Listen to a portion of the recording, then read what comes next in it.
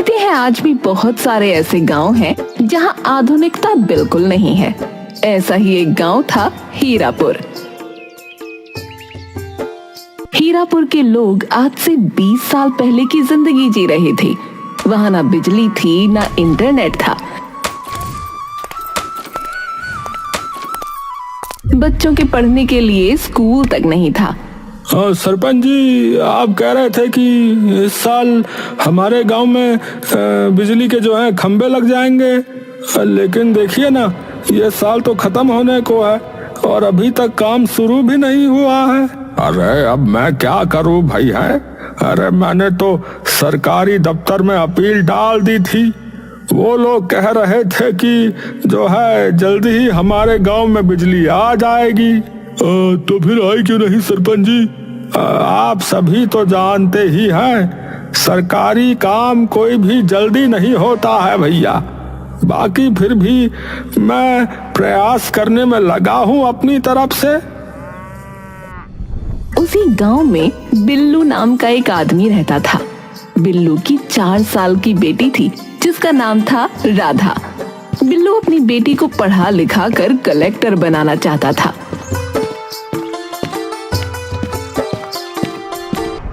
लेकिन स्कूल गांव से दूर होने के कारण वो अपनी बेटी को स्कूल नहीं भेज पाता था।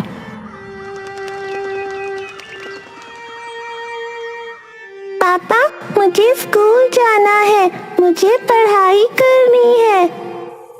यही तो मैं भी चाहता हूँ मेरी बच्ची, लेकिन ये मुमकिन नहीं है बेटा।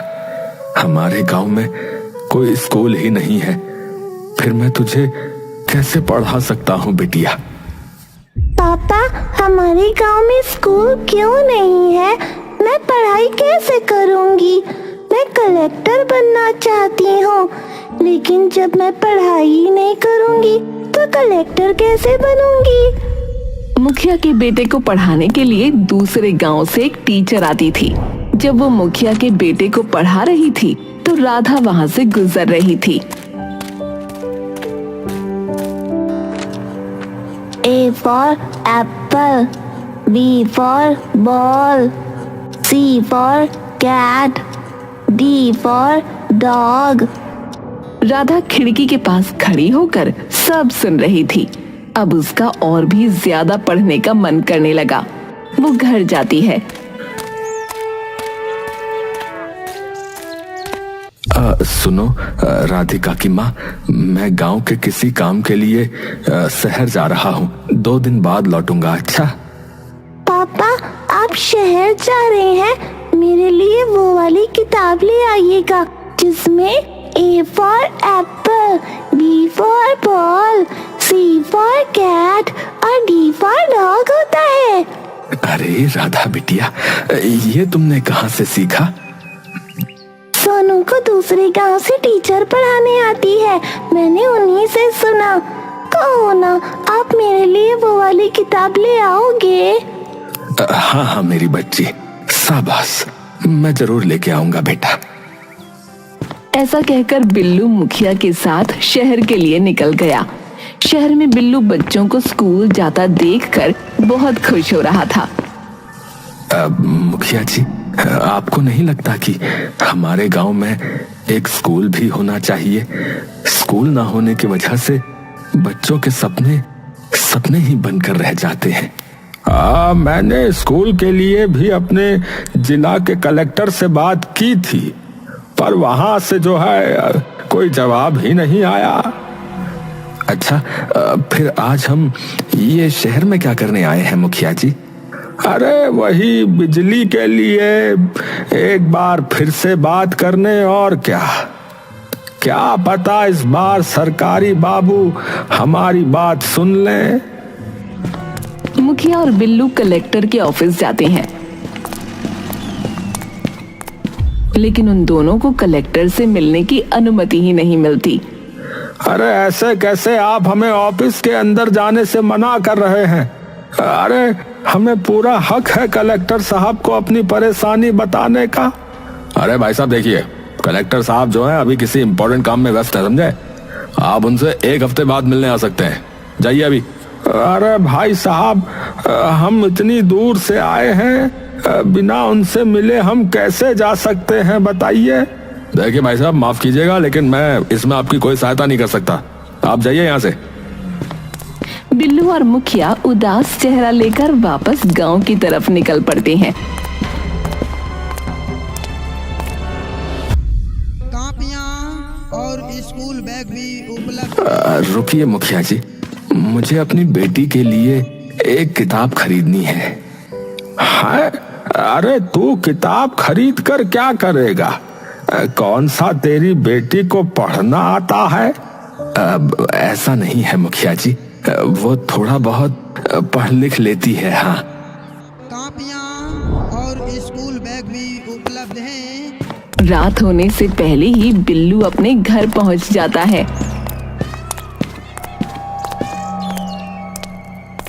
क्या बात है जी, आप तो 2 दिन बाद आने वाले थे, फिर आप आज ही कैसे लौट आए?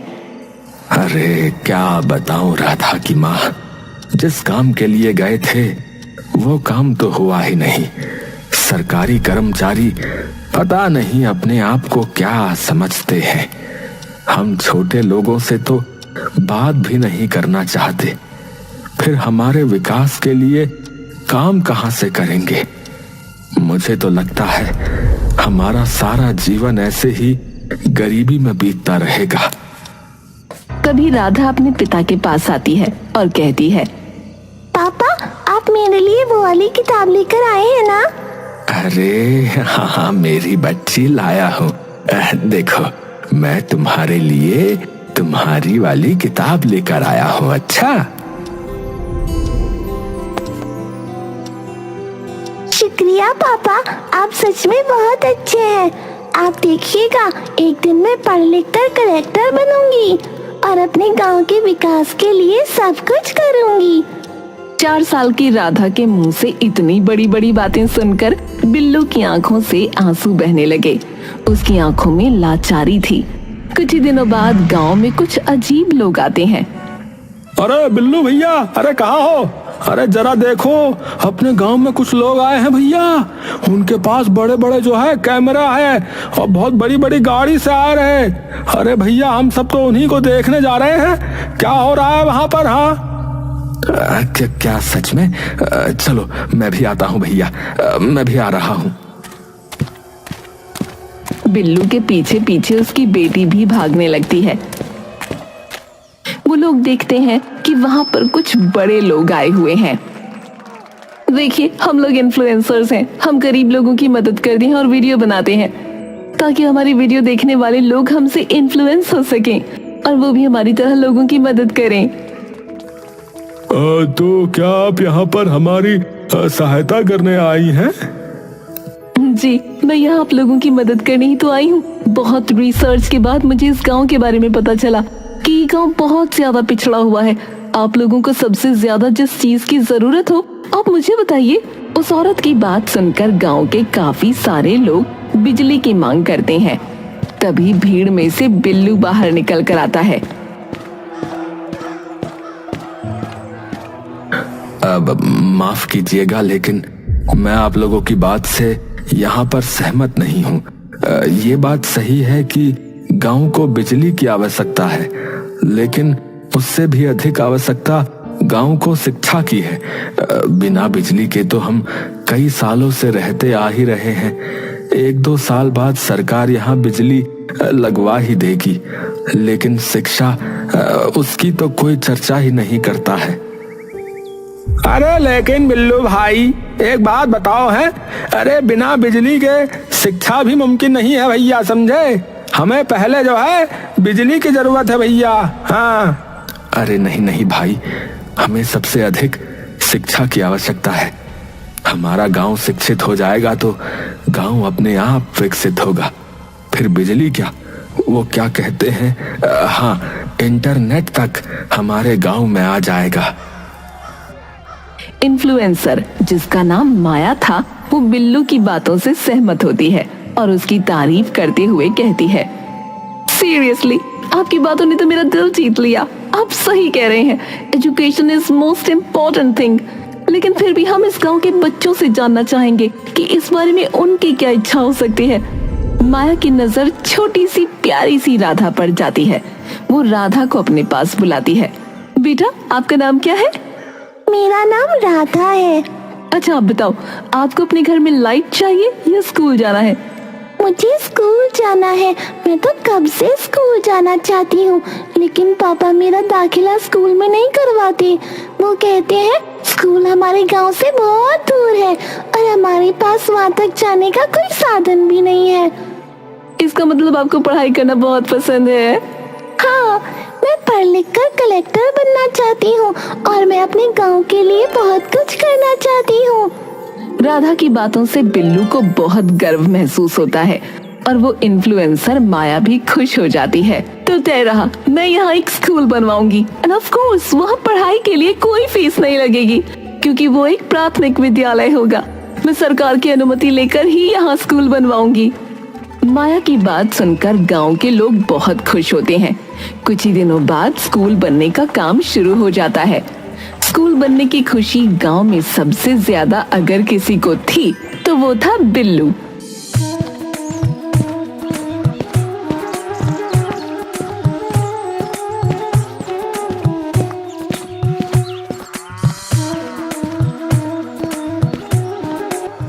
क्या बात है बिल्लू भाई, तुम्हारी बात तो सच हो गई।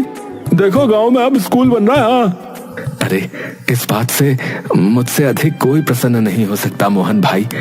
मैं सदा से पढ़ लिख कर जो है कलेक्टर बनना चाहता था, लेकिन गांव में स्कूल ना होने के कारण मेरा ये सपना ही रह गया था भाई। लेकिन जब से मुझे पता चला कि मेरी बेटी भी वही सपना देख रही है जो कभी मैं देखा करता था, तो मुझे बहुत अफसोस हुआ। मुझे लगा कि मेरी बेटी के सपने भी मेरी तरह पूरे नहीं हो पाएंगे, लेकिन अब ऐसा लग रहा है भाई कि पूरे होंगे, जरूर होंगे। मैं बहुत खुश हूँ। दूसरी तरफ राधा भी बहुत खुश थी। सोनू, तुझे गांव के बाहर से टीचर पढ़ाने आती थी ना, अब हम भी तेरी तरह पढ़ाई करेंगे। तुम्हें जाना उस गरीबों वाले प्राथमिक स्कूल में पढ़ने। मैं तो कुछ दिनों बाद शहर चला जाऊंगा और हॉस्टल में रहकर वहीं पढ़ाई करूंगा। राधा मुंह बनाकर घर आ जाती है।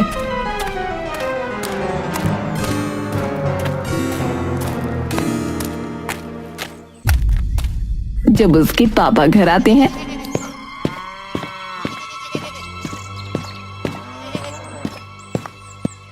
अब क्या बात है बिटिया, मेरी लाडो रानी, अरे उदास क्यों है बेटी? अब तो गांव में स्कूल भी बन रहा है। अब तो तुम्हें प्रसन्न होना चाहिए। अब मेरी बच्ची भी पढ़ाई करेगी। पापा, मुझे इस 2 कौड़ी के स्कूल में पढ़ाई नहीं करनी। मुझे भी पढ़ने शहर जाना है, हॉस्टल में पढ़ाई करनी है। अरे ये सब तुमसे किसने कहा बेटी? सोनू ने। उसने कहा ये 2 कौड़ी का स्कूल है, यहाँ अच्छी पढ़ाई नहीं होगी। अरे बेटा, ऐसा कुछ नहीं है। देख, स्कूल जो होता है ना, वो मंदिर के समान होता है बेटा। उसके बारे में ऐसा बुरा नहीं बोलना चाहिए।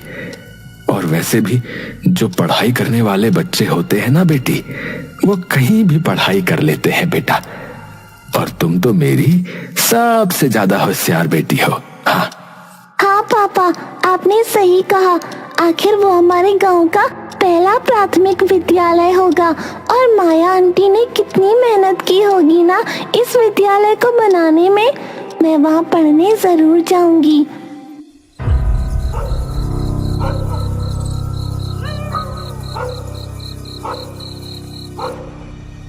आखिरकार 6 महीने के इंतजार के बाद गांव का पहला प्राथमिक विद्यालय बनकर तैयार हो गया। मैं यहाँ आई थी तो सिर्फ वीडियो शूट करने, लेकिन इस गांव ने मुझे इतना प्यार किया कि मुझे यहाँ से लगाव हो गया है। मैं आप लोगों को बहुत मिस करूंगी। मैंने स्कूल के ऊपर सोलर पैनल लगवाए हैं, जिससे पूरी गांव में तो नहीं लेकिन स्कूल में बिजली जरूर रहेगी। तब मुखिया कहता है, मैडम जी, आपने हमारे गांव के लिए बहुत बड़ी चीज की है। भले ही आपने ऐसा वीडियो के लिए किया हो, लेकिन आपकी इस छोटी सी पहल ने हमें विकास तक पहुंचने की सबसे मुश्किल सीढ़ी को पार करवा दिया है। हम गांव वाले जो है आपके सदा आभारी रहेंगे। नहीं नहीं, आप ऐसा मत कहिए, ये तो मेरा काम है। मेरे थोड़े से पैसे और थोड़ी सी मेहनत से अगर इस गांव के बच्चों का भविष्य बन जाएगा तो ये मेरे लिए बहुत खुशी की बात होगी। ठीक है, अब मैं चलती हूँ। अलविदा लेकर माया वहां से चली जाती है।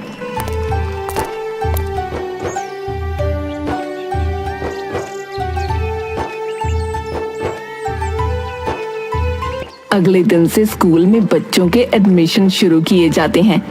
पापा जल्दी करो, हम लेट हो जाएंगे। मैं देख कर आई हूँ, दाखिला शुरू हो गया है। बहुत सारे लोग वहाँ पर इकट्ठा हो गए हैं। हाँ हाँ, चलता हूँ बेटी, चलता हूँ। अभी वैसे बहुत समय है। जल्दी चलो।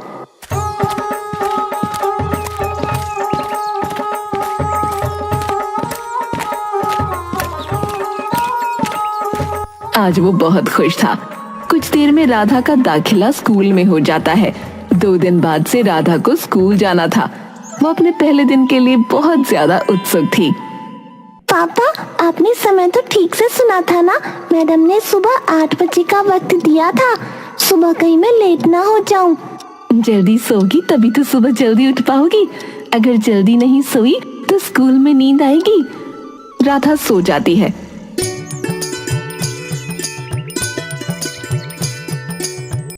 अगली सुबह जल्दी जल्दी तैयार होकर वो स्कूल चली जाती है। आज उसका स्कूल में पहला दिन था, इसलिए वो बहुत खुश थी। जब वो अपनी क्लास में पहुंची, मैडम, क्या मैं अंदर आ जाऊं? आ जाओ। अरे ये क्या कपड़े पहन कर आई हो? बेटा, कल से स्कूल यूनिफॉर्म पहन कर आना। मम्मी पापा से कहना कि वो तुम्हें स्कूल यूनिफॉर्म और नर्सरी की किताबें दिला दें।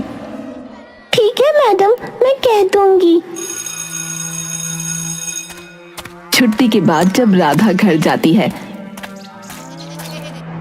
मम्मी पापा कहाँ हैं? बेटा, पापा तो खेत पर गए हैं काम करने।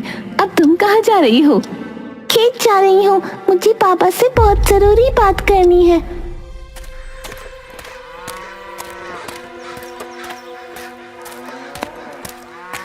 पापा, ओ पापा। अरे मेरी गुड़िया, आ गई स्कूल से? अरे यहाँ क्यों भागती हुई आ रही है रे?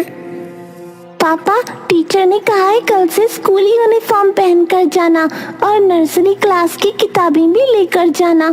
आज तो टीचर ने कुछ नहीं कहा, लेकिन कल नहीं लेकर गई तो डांट पड़ेगी।